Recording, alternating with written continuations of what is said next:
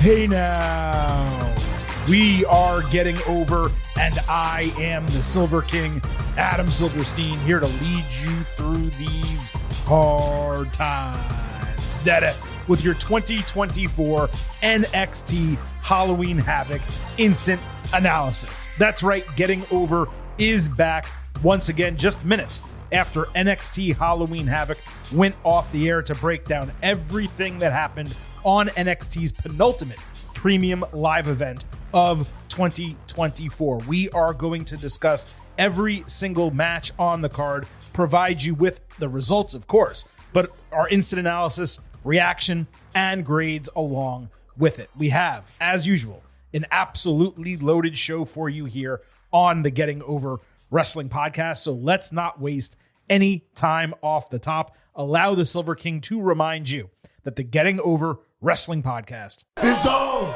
about Defy. So head over to Apple Podcasts and Spotify, leave a 5-star rating on Apple, take a little extra time, leave a 5-star written review. If you do, we will read it live right here on the show.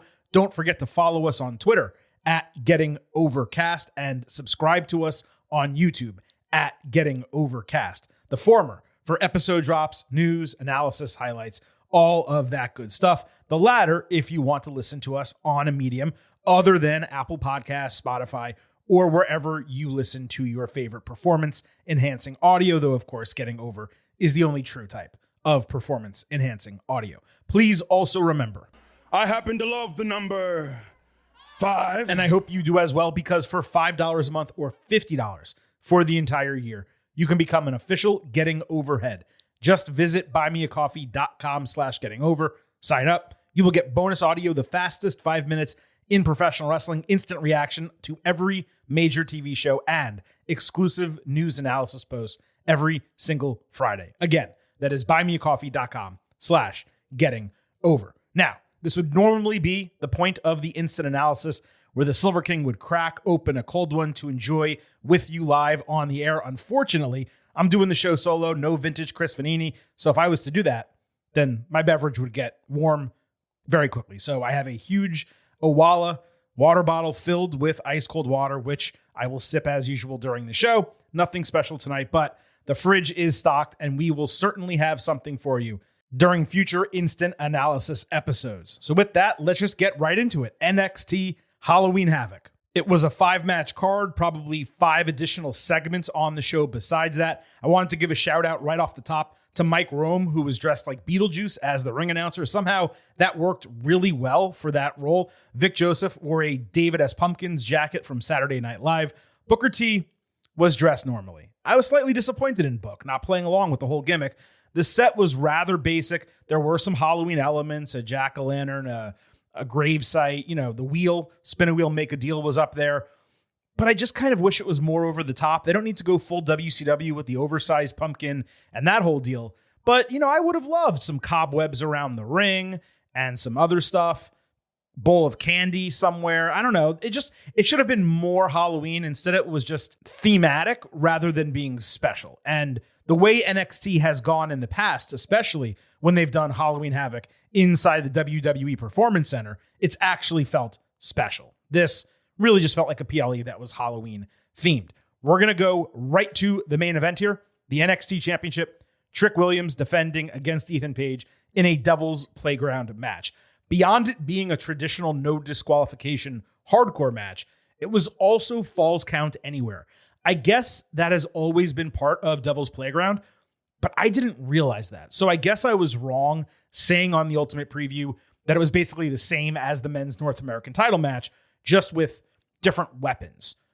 I said that primarily because it was going to be a pinfall finish, but them doing a Falls Count Anywhere, that certainly mattered to a degree. We'll get back to that in a second. This was obviously the final match on the card. Page was dressed normally. Williams had Trick Willie Wonka gear, which was actually kind of smart. They did a pumpkin head spot with Page early before fighting into the crowd. Trick got run into the post with a chair around his neck, then flung off the ropes into a chair. Williams went on a run, ending in a trick shot with Page getting his foot on the bottom rope for a false finish. Fans didn't even react to the moment, and Vic immediately pointed out that they screwed up because there's no rope break in a Devil's Playground match. So I have to believe this was a spot that like Trick and Paige worked out together, maybe didn't clear it with anyone, but they shouldn't have done it. Paige clearly messed up doing it. I just thought it was odd in totality. Paige dumped out a bag of nuts and bolts only to eat a jumping neckbreaker into them. He rammed Trick's chest into steel steps ringside. Williams started bleeding from the mouth via blood capsule. Paige then climbed the stairs, hit Ego's Edge through the announce table. That was a false finish. Trainers sold the internal injuries. They rushed over to Williams. He forced himself back into the ring. Paige missed a body slam into the steel steps. The actual spot was even more devastating. It was similar, actually, to Drew McIntyre's missed Claymore in the Hell in a Cell match, the way Trick landed on this. Then Paige missed crushing Williams between both parts of the steel steps. Trick came back with a bookend into the steps, but as he lifted them, Paige kicked him in a low blow. So Paige lifted the steps, and Williams returned the favor with a low blow using his arm. He rammed the steps into Paige's head, and then he hit Trick shot for the 1-2-3. And that was the match. A lot happened, and there were multiple attempts to create drama.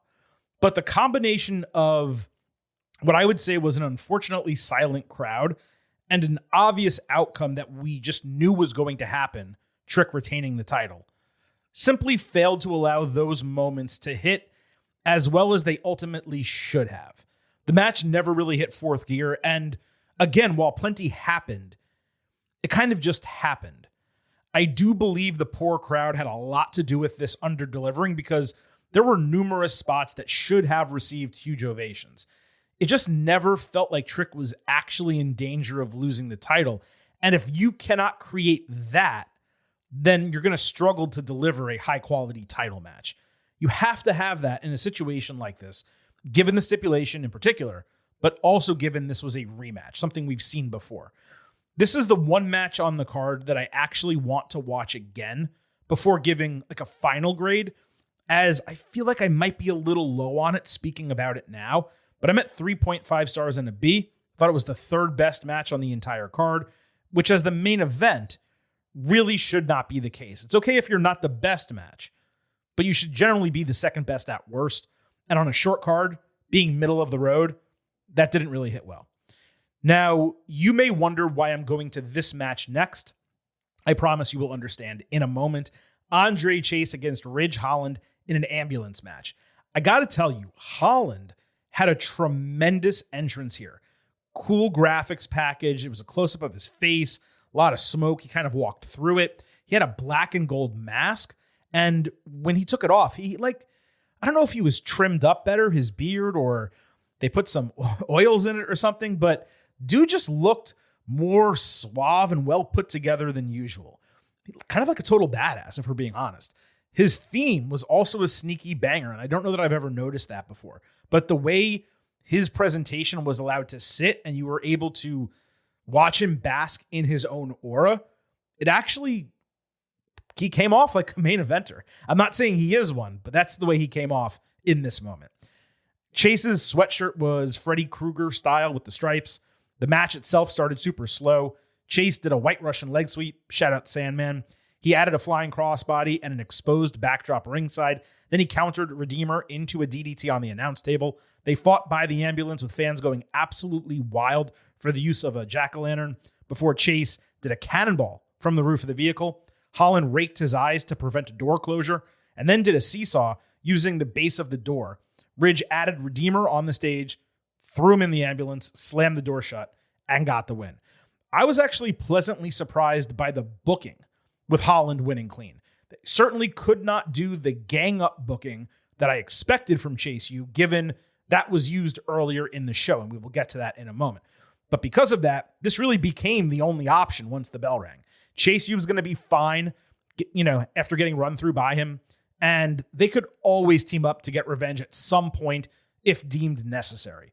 The only criticism I had was the actual match, which was just slow, plodding, and, rather boring.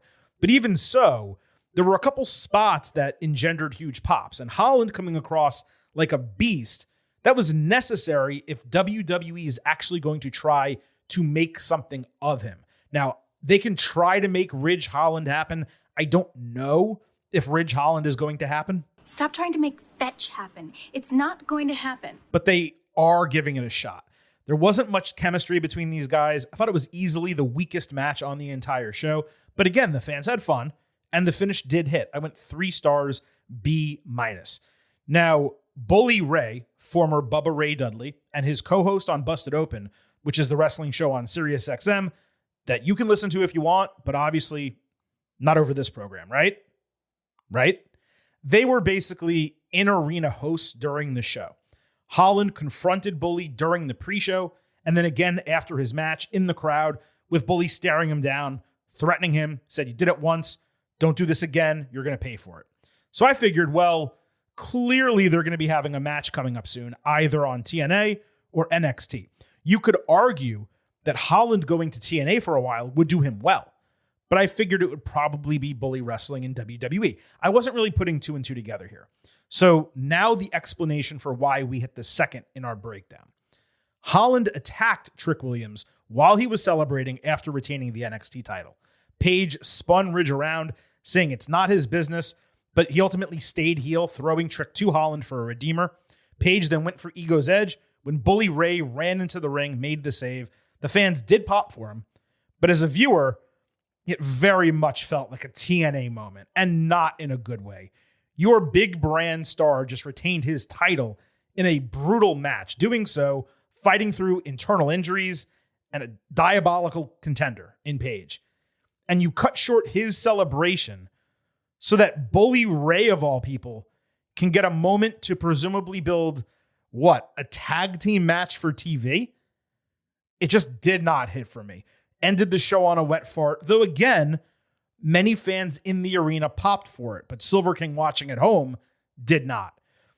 And again, that tag team match is just an assumption because they haven't announced anything. My guess is with NXT being held at the ECW arena on a Wednesday, November 6th, the day after Election Day that got preempted, then it makes all too much sense to get another ECW original legend, or whatever you want to call him, in a match, and in this case, a main event match. Maybe they will do the tag team and then go with Ridge Bully on TNA. Clearly, I think Holland is being set up as Williams' next contender. That's a positive. And it's actually a fair shout coming out of the ambulance match, even if I kind of dread them working together, because I just do not see there being any chemistry between Trick and Ridge. I cannot imagine what that match would look like. Maybe it'll surprise, but you want to talk about slow and plotting. Trick and Ridge, yeah, I don't know how that is going to work if it does indeed happen. So we'll see where all of this goes. But if you're wanting me to tune into TV, then I promise you, booking a storyline with Ridge Holland and Bully Ray, that ain't getting me to watch TV. Now I'm going to anyway, because I'm a fan of NXT and we do this podcast. But that's not something that's getting me, again, Silver King, to say, oh, wow, you got to watch NXT on Tuesday. You got to see what Bully Ray did to Trick Williams, Ethan Page, and Ridge Holland. You know, it doesn't really hit for me. And when you look at the men's division right now and the lack of main eventers, and credit to them for trying to build one in Holland, right? Because we've talked about there being a dearth of it right now. And you compare it to the women's division, which is what we're going to talk about next. It is legitimately apples and oranges. So let's move to the match of the night. You guys all know Julia and Stephanie Vaquer against Roxanne Perez and Cora Jade. There was a super interesting interview that aired with the faces on the pre-show. It basically took the concept from their promo package on TV last Tuesday and expanded upon it with a full-fledged interview. What was particularly interesting is that despite the obvious language differences, I believe Stephanie was speaking Portuguese, Julia speaking Japanese, you can tell both of them are quality promos. I'm not sure how deep either will go toward becoming fluent in English, but if they do or they get close, they're going to be pretty much unstoppable as talents, Stephanie in particular. Now, this was second on the show, and the reason it did not open is because there was a gap between the afternoon NFL games and Sunday Night Football. So this match in its entirety took place during that window, which was very smart. Roxy and Steph exchanged awesome bridge covers before Vaquer did the head driller signature with her knees, which needs a name. It's too cool of a move not to have a name. She followed that with a tandem 619. The heels took over against Julia, with Vaquer getting the hot tag, starting with a springboard crossbody deep into the ring. Jade did a double coffin drop outside, which was hysterical given the Darby Allin beef from 3 years ago when he jumped on Twitter for no reason and criticized her for riding a skateboard to the ring just because he does that for real. And she shot back. Like, he threw a missile and she nuked him. If you go back, you can Google it and see what I'm talking about. But it popped me that she did a coffin drop here. Anyway, Perez took Vaquer down with Hurricanrana out of the corner. Cora then did a swanton bomb. I didn't even know she had that in her bag. Julia killed Roxy with a glorious driver. I wasn't sure WWE would let her use that move, but she did. Cora then caught her with a gut-wrench suplex. Julia escaped a Doomsday-style move with a high-angle suplex on Jade. Then she hit Perez with a double underhook superplex before Vaquer added a corkscrew for the 1-2-3. This was an outstanding match. My immediate thought was that it was the best women's tag team match in NXT history. There have been good ones before, but the way these four went at it was just, it was tremendous. And it was perhaps the surprise of all surprises that Jade mostly held her own, despite being the weakest of the four in the ring. She absolutely improved during her time off. Is there still a ways for her to go? Absolutely. She's also still 23 years old. And again, she just came back off injury time off and then extended time off past that. So credit to her for looking as good as she did here. Obviously, Julia and Vaquer helped with that. But if this is kind of just the start of Cora coming back, a year from now, 2 years from now, we might be looking at a more than competent wrestler in addition to her having character and personality and all that other stuff. There's not really much more to say about the match because I basically have no criticisms. It was the expected result other than Roxy taking the fall, though I presume that was done specifically that way they can use it to create a title challenge starting on Tuesday. I'm sure Vaquer will challenge her for the title. WWE, this is what I can say for sure, absolutely struck gold in Julia and Stephanie Vaquer. They both showed out immensely here. If I had to split the difference, I'd say Vaquer has translated better to WWE than Julia just off the jump, but it's only by a slim margin.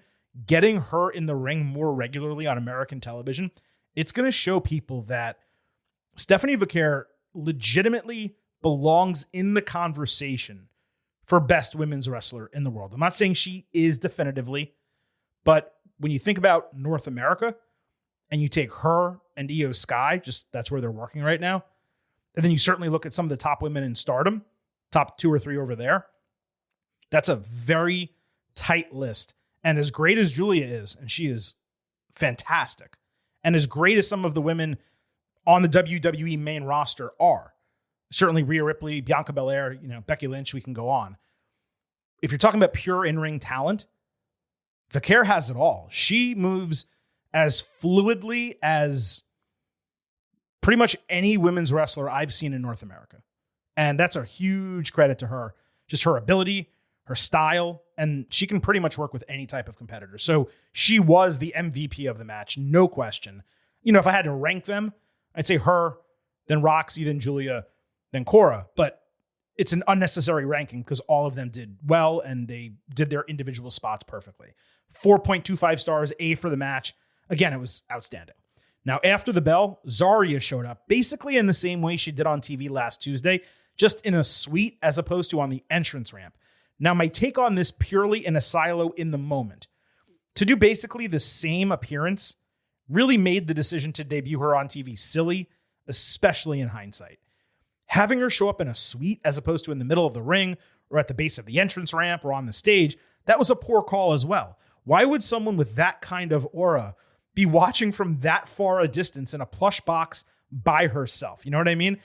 It just felt like they wasted the moment unnecessarily on Tuesday for no reason whatsoever. But we'll circle back to her. I did get a DM while the show was going on from Timothy Hernandez at TimHZZ. He said, so if these four, referring to the women in the tag team match, were to become the next 4 horsewomen, who's Charlotte Flair, Becky Lynch, Sasha Banks, and Bayley? Unfortunately, it's an ill-fitting comparison because none of them are anything like Becky or really Charlotte either. You could force Roxy as Bayley and Stephanie as Sasha, but there's issues with both of those comparisons as well. Really what you're looking at is Roxy as a far more talented AJ Lee when it comes to in the ring. Cora could be like Melina or Paige, And she has a long way to go, as I just mentioned. Julia is basically 50-50 Asuka and Io Sky. She has the brutality of Asuka. She has the fluidity of Io. And obviously she has the Joshi wrestling experience of both of them. And Vaquer, maybe you can compare her to Banks just with way more personality, which is just the truth. But I would not say they're the four horsewomen. It's not an analogous, comparison. And it doesn't do them justice. It doesn't do the four horsewomen justice, because what Charlotte, Becky, Sasha, and Bayley did was so unique, so special, and their personalities really set them apart. And even if you were throwing Zarya in here, the truth is the closest comparison to her current day is Rhea Ripley. Previously, Beth Phoenix, but she's more talented than Beth ever was in the ring. So that's why it's kind of tough to draw comparisons. It's also not really fair to all of them to do that, but I appreciate the question. And it is notable how hot the crowd was for these four wrestlers. It was the hottest match on the entire show, got the best responses on the entire show. And it really just goes to prove, I don't know that NXT has the best women's division in the world. I know that's what they say. I know that's a lot of fans say that as well. It's top heavy, I guess is probably the best way to put it. But when it comes to booking, time on TV, and then quality of the top of the division, if that is how you wanted to define best women's division in the world, I guess you could make an argument, because what we just saw from Julia and Vaquer, in addition to Roxy and Cora and Zarya and the potential of some other women on the show, it was absolutely impressive. Let's move to the men's North American Championship match. Tony D'Angelo defending against Obafemi in tables, ladders, and scares. This opened the show, and you knew what you were getting as soon as that bell rang. Oh, we got two big meaty men bumping me tonight. D'Angelo stopped the ring announce for a Thez press on Femi, followed by a spear through the timekeeper's barricade. Fire start. Oba dominated from there, did an incredible leapfrog of Tony during a charge, only to charge back at him with a European uppercut that sent them both through a leaning table. D'Angelo went to grab a crowbar, but Femi found it in the opposite corner. He took some crazy swings. Tony countered fall from grace, hitting a belly-to-belly suplex into a chair. Oba tossed him with like an F5 style move. Tony sold a knee. Femi again zip-tied D'Angelo's arm to the bottom turnbuckle, destroyed the family running down to the ring. Oba backed Adriana Rizzo out to the ring apron where she threatened him with the crowbar. He just took it from her. D'Angelo freed himself and then speared Femi off the ring apron through a ladder propped between the ring and the announce table. Femi came back with a lariat and fall from grace for a false finish. Rizzo hit Femi with a crowbar as he was set to repeat the move. The family added Shatter Machine with a chair after that, and D'Angelo gave him a spinebuster through a table to retain via pinfall. So the lesson we learned here as viewers is that the mob boss who needed to catch Femi in a pinning combination just to win the title also needed a 4-on-1 advantage to retain it. Now, it certainly made Oba look strong, and it got big-time babyface pops for the family, but it really didn't do anything for D'Angelo himself. There's also the aspect of Femi being so threatening to Rizzo that it just didn't fit in 2024 WWE. Those were my issues with the booking of the finish. The match, though, that was a banger. And as I said, big meaty man slapping meat. That's what I wanted to see here, and that's what we got. There were huge spots going both ways, a fire start, a great false finish, and then the ultimate end of the match. Basically, it was the perfect opener for a show like this. The ultimate booking just frustrated me personally, and it kept it from the A range on first watch. I'm at 3.75 stars, B+ for the spots, the wrestling, and the storytelling, which carried over across multiple weeks of TV into the finish here. I'll repeat, it made perfect sense based on the storyline. But given it was a title match and it's D'Angelo's first championship, you really want him to actually look strong taking down Femi at some point, and he didn't actually get that opportunity. Was it a total car crash in the best possible way? Yes. Do these guys have superb chemistry together? Also, yes. Second banger match between both of them. And like I said, an incredible opener for this show. Later backstage, D'Angelo and the family celebrated with Tony shouting out Rizzo. She said she knows who attacked her and she would come after her on Tuesday. Obviously it's Nikita Lyons. I'm not sure why she didn't just say it there, but Okay, whatever. Let's move to the Women's North American Championship. Kalani Jordan defending against Fatal Influence member in a stipulation match. I say Fatal Influence member because we did not know who the competitor would be, the challenger coming into the show. And I say a stipulation match because we didn't know what the stipulation was going to be. Now, the deal here, for those who may not be aware, is that Fatal Influence landed on a spinner's choice at the end of the Go Home NXT when they spun the wheel. They made the decision on the pre-show. Fallon Henley was designated as the opponent, but she announced that the stipulation was going to be a gauntlet match, meaning Lonnie needed to face Jasmine Nix, then JC Jane before getting to her. I found that to be immensely interesting, also unique and smart, given it's a heel group choosing the stipulation. You could argue, well, why didn't they do a handicap match? Well, the reason they didn't do that is because that's a team, and one of them would have had to take the title, and that could have been confusing. Doing a gauntlet when you know you're the third person, and you're going to have the other, person, the champion here, fight two people before they even get to you, that actually makes the most sense. What was not clarified was what would happen if Jasmine or JC pinned Lonnie first, but given it's wrestling, I'm sure you all assumed, like I did, that it would not be a factor and Lonnie would get to Fallon at the end. Now, I believe Lonnie was dressed as Poison Ivy. Nix hit a fisherman suplex bridge. Jordan came back with a 450 splash to register the first fall in 3 minutes. Lonnie caught JC with a slingshot tornillo. Jordan ultimately caught her with a jackknife bridge cover in 4 minutes. JC delivered a cheap shot as Fallon took advantage. Henley did her landed suplex off the ropes, but when she tried again, Jordan countered with like an inverted DDT using her leg and later hit a cartwheel back elbow. Fallon countered a really dumb handspring spot into a flying neckbreaker. Lonnie came back with her X-Factor DDT. Jordan landed one of a kind, but Nix distracted the referee to prevent the fall. Jane then distracted on another high risk, with Henley getting knees up to counter a 450. She added a Shining Wizard and won the title in 6 minutes for her segment, 13 or 14 total for the entire match. Now, the third part of this was way better than everything that preceded it, not just in quality, but excitement. Lonnie emoted better than I can remember to this point in her career, and credit to her for being able to go this long by herself against 3 different opponents. That is tough to do for someone with her experience level, or I should say lack of experience.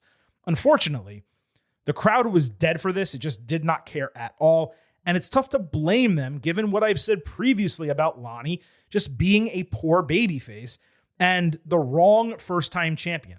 Fallon winning was an immense positive. Her first gold in WWE, far better person to carry the title than Lonnie at this juncture. I'm not sure whether it did much for Fatal Influence as a whole, and I have no idea where Lonnie goes from here. She needs a lot of help. Maybe a tag team with a veteran, that would do her well. All in all, we've had conversations extensively when it comes to Fatal Influence. It's a super odd group. Henley does not belong in it. She doesn't belong as a heel right now, yet now she has a title, but it seems like she might be a transitional champion. We'll talk about that momentarily. So there's going to be a lot to discuss probably on Thursday when we see the way all this plays out. But, when we look at this match, and it's a gauntlet match, and Lonnie got 2 wins in a combined 7 minutes, and then lost, to Fallon in 6 on the back end of it. I'm not saying it made her look strong, but it just wasn't overly entertaining. It was a weak part on the show, I guess is the best way to put it. I'll say 3 stars, B- for it in totality. Now, Fallon grabbed a mic saying statement made after the bell, when suddenly Zaria's entire entrance package ran again. This time she showed up behind the heels, headbutted JC, killed Jazz, and speared Fallon before hitting an F5 on Henley to stand tall with bodies all over the floor. Now, this is what I was talking about. Being able to discuss all of this together now, I'd have completely skipped her first appearance after the tag team match and just saved it for this spot. She looked awesome and super dominant clearing the ring of the heels. And for the first time in a long time, it feels like there's an actual focus for the mid-card women's division in NXT. I would not be surprised if Zaria is Women's North American Champion in short order, probably getting a reign similar to what Femi recently put together for the men's title. Truly establish her, truly establish the title, and truly establish the mid card. It's what it's needed this entire time. And again, it's why putting it on Lonnie just did not make any sense off the jump. Now, Tatum Paxley emerged from a road case on the Halloween Havoc set, scaring Booker T and then confronting Ava, wanting a match against Wendy Chu. Ava agreed, but Tatum spun the wheel before she could say anything and created a stipulation for herself. It landed on a casket match, with Ava reluctantly agreeing. Not necessarily the most logical progression from TV, but at least they're getting a spooky match, in this case, a casket match, on television right before Halloween. This is the first women's casket match in WWE history. I have to imagine one of few women's casket matches in wrestling history. I don't know. I'd have to check, but that's just a guess. So I'm glad they're delivering. I'm glad they're getting it on television. And hopefully Tatum wins this and actually gets to move forward and do something interesting, because she is one of the most underutilized women's talents in the company right now. Javon Evans checked in with Cedric Alexander backstage, asking if he was wrong for going off last week. Alexander told him to stay cool, not be a pushover, but because he slapped Nathan Frazier, they're getting a team title shot out of it.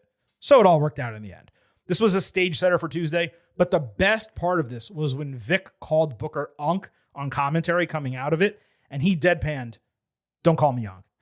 Fraxium later argued in a taped Performance Center segment. Axiom said that he's used to bailing out Nathan for being a hothead and putting them in tough title matches without his approval. And I actually enjoyed how much animosity there continues to be between these guys as they continue succeeding and retaining the titles. It does feel like the end of their reign is coming sooner than later. And I'm not sure that it won't come to Javon and Cedric. I could see them winning the tag team titles as soon as this coming Tuesday. But Fraxium, you could make an argument, is the best tag team in WWE right now, at least the most exciting.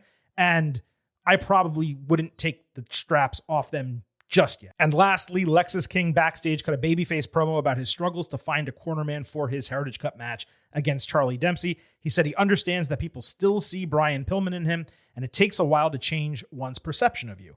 Out of nowhere, William Regal popped in, agreeing to be King's cornerman out of respect for Pillman and because the apple doesn't fall far from the tree.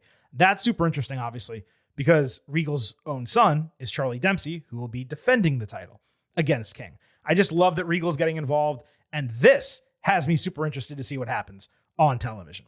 Later in the show, Ava announced, and I was kind of floored by this, that ECW legend Dawn Marie was going to be the special guest referee for a Lola Vice Jada Parker hardcore match at the 2300 Arena in about 10 days. That is awesome. I can't even remember the last time Dawn Marie was on WWE TV outside of being backstage at the Hall of Fame. It's really cool that NXT is giving this feud a strong payoff in a sensible spot. And it actually feels like this has been purposeful, though I don't know how long in advance they actually booked the ECW arena. But if they planned this all the way out to do this here with Dawn Marie as the special guest referee and do a hardcore match, then, I mean, it's been a long time coming, and that would be super cool from Shawn Michaels.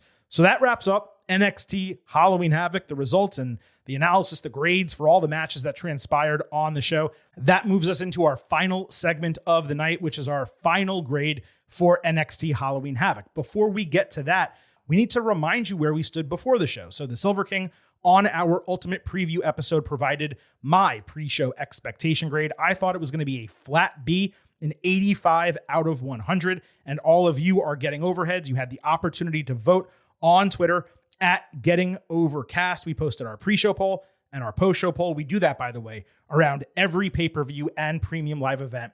That way your voices can be heard on the Instant Analysis episodes. Your votes came in 24.5% A, 63.5% B, 9% C, 3% D or F. That averages out to an 86.4 out of 100, rounding down to an 86, also a B. So you pretty much agreed with the Silver King that this was going to be a B show.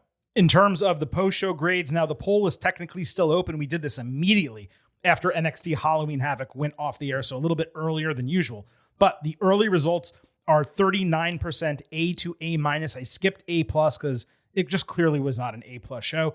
54% B plus to B, 4% B minus to C plus, and 3% C or lower. That averages out to an 89.4 out of 100, which rounds down to an 89 or a B+. And while I agree with the letter grade, I don't necessarily agree with the numerical grade. Both the ambulance match and the gauntlet match were basically TV bouts on the PLE. Then you had the two men's title fights, which, as I said, were rematches, though I will note the Tony and Oba match didn't exactly feel like one given the stipulation and the execution. I did find myself wishing the show was more thematic to Halloween, as I explained earlier, and ultimately it delivered as expected for the most part. The women's tag team match stole the show. We knew it was going to be the best match on the card. It ended up second rather than in the main event, and that was okay because Ethan Page and Trick Williams deserved to main event. It was for the NXT title, the main championship on the brand. The women's title obviously was not on the line in their respective match. But at the same time, when, as I said this earlier, when your main event is not your best or second best match on the show, it just leaves something to be desired. The Bully Ray finish at the end, it was an LOL TNA moment for me on an NXT PLE, which we really just shouldn't get. Everything that happened backstage was cool. Those are all TV segments, nothing really to speak of in a significant way. And, I said this on the Ultimate Preview. It just didn't feel like that important of a PLE. And NXT has so few of them that when they actually go and do it, something special should happen. Really, when you come out of the show, the two moments that occurred are Fallon Henley beating Kalani Jordan for the women's North American title, which she shouldn't have had in the first place, but at the end of a gauntlet match in which Lani already beat two people before Fallon took her down. So it didn't really put Henley over that strong. And then I guess Bully Ray saving Trick Williams at the end of the show, which is not exciting enough or cool enough to be something that matters. Now you throw Joe Hendry into that spot and maybe we're talking something different here. And I'm not hating on Bully. I have nothing against the guy. And, he does some, I guess, good work over in TNA. I don't watch consistently enough to be able to say, but does he fit this product? Not really. And it felt ham-fisted into the entire show. Every time they went into the crowd to have the Busted Open guys talk about what's happening in NXT, it's like, why aren't you using all of your NXT talent that we actually want to hear from and is a regular part of the show that you pay full-time salaries to? It felt ham-fisted in, and it was even more ham-fisted when he showed up in the main event. And I'm not shitting on the show just because of that. But again, two of the matches were basically TV matches, and I don't know, it never engendered significant feelings from me coming into it, and it certainly didn't deliver that far beyond expectation coming out of it. So I did go up from my pre-show expectation grade, just not as high as you guys. And you know what? Now that I speak about it even further, I'm not even at the B+. I'm at an 86 out of 100, so a B, slightly higher than I was, but not in that B+ range. There simply wasn't enough on this show for it to stand up next to so many of the other WWE PLEs and AEW pay-per-views that we've given B+ and A- to. It was a fine show. It was entertaining for 2.5 hours. I'm glad I watched it. It fit in well, actually, when it came to the NFL. It's kind of started right as those 4:00 games were ending, and it ended before halftime of Sunday Night Football. That was hugely positive. But yeah, did it say to me, oh my God, you can't miss this product and you have to watch TV on Tuesday? It didn't. And when we come out of an NXT PLE, that is how we normally feel. So like I said, an 86 out of 100, a B for me, B+ for all of you. We'll see if that number changes by the time the poll closes. But all in all, NXT Halloween Havoc, I would call it a success. It was an entertaining show. And now we see what happens on television starting Tuesday and really going into the special show in 2 weeks at the ECW Arena. All of this as NXT builds for Deadline, which will be, I believe, the final WWE Premium Live event of the entire year later in December, following Saturday night's main event, which of course is not a PLE, but it is a TV special on NBC and Peacock. So look, let's wrap up this NXT Halloween Havoc instant analysis. I, of course, appreciate all of you joining us Sunday night, Monday, whenever you happen to be listening to the show. Just remember that the Getting Over Wrestling podcast is all about Defy. So head over to Apple Podcasts and Spotify, leave a 5-star rating. On Apple, take a little extra time, leave a 5-star written review. If you do, we will read it live right here on the show. Don't forget to subscribe to us on YouTube at Getting Overcast. Follow us on Twitter at Getting Overcast for episode drops, news, analysis, highlights, all of that good stuff. On Twitter is also where you can vote in our pre and post-show polls like the ones you just heard discussed. Please also remember, I happen to love the number 5. and I hope you do as well, because for $5 a month or $50 for the entire year, you can become an official Getting Overhead. Just visit buymeacoffee.com/gettingover. Sign up. You will get bonus audio, the fastest 5 minutes in professional wrestling, instant reactions to every major TV show, and exclusive news analysis posts on Friday. Again, buymeacoffee.com/gettingover. I hope all of you have a great end to your week and start of your next week. This is the Silver King signing off and leaving you with just 3 final words. Bye for now.